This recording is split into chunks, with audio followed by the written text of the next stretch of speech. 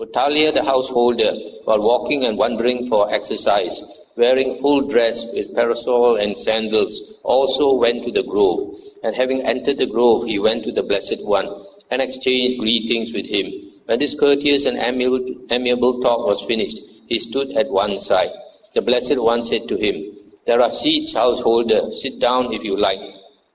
When this was said, the householder Puttaliya thought, "The recluse Gotama addresses me as householder," and angry and displeased, he remained silent. A second time, the Blessed One said to him, "There are seats, householder. Sit down if you like." And a second time, the householder Puttaliya thought, "The recluse Gotama addresses me as householder," and angry and displeased, he remained silent. The third time, the Blessed One said to him, "There are seats, householder. Sit down if you like." When this was said, the householder Puttaliya thought, "The recluse Gotama addresses me as householder," and angry and displeased, he said to the Blessed One, "Master Gotama, it is neither fitting nor proper that you address me as householder." And the Buddha said, "Householder, you have the aspects, marks and signs of a householder."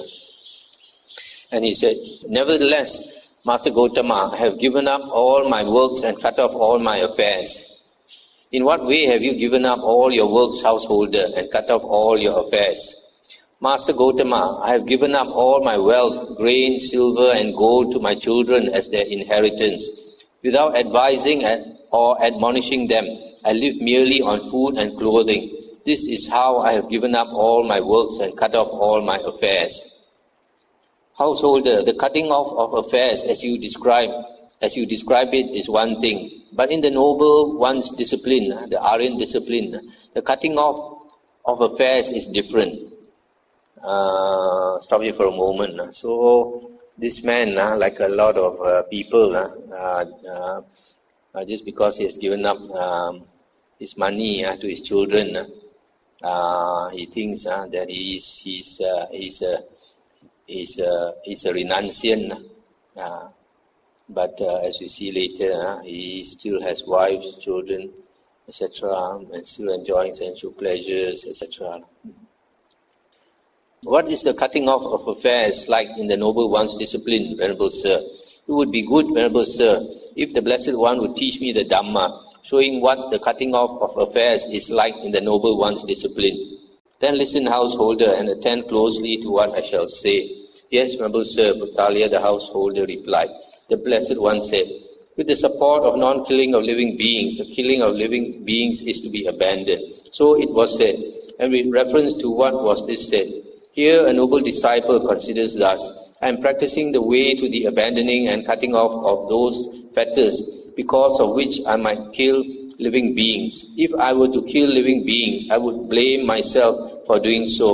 The wise, having investigated, would censure me for doing so.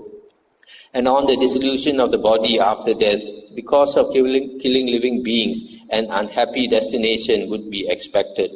But this killing of living beings is itself a factor and a hindrance, and while pains, vexation and fever might arise through the killing of living beings, there are no pains, vexation and fever in one who abstains from killing living beings.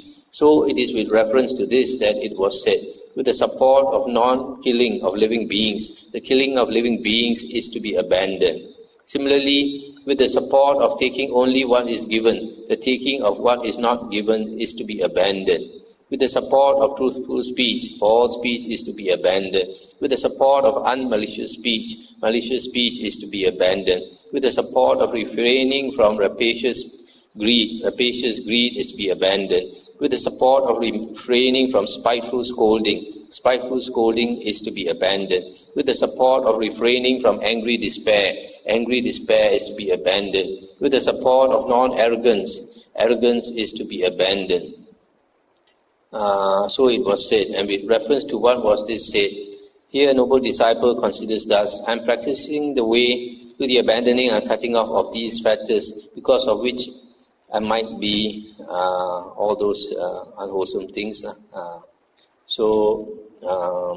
the same way, the Buddha says that if he did all these unwholesome actions, then he would blame himself for doing so, and the wise, having investigated his actions, would also censure him.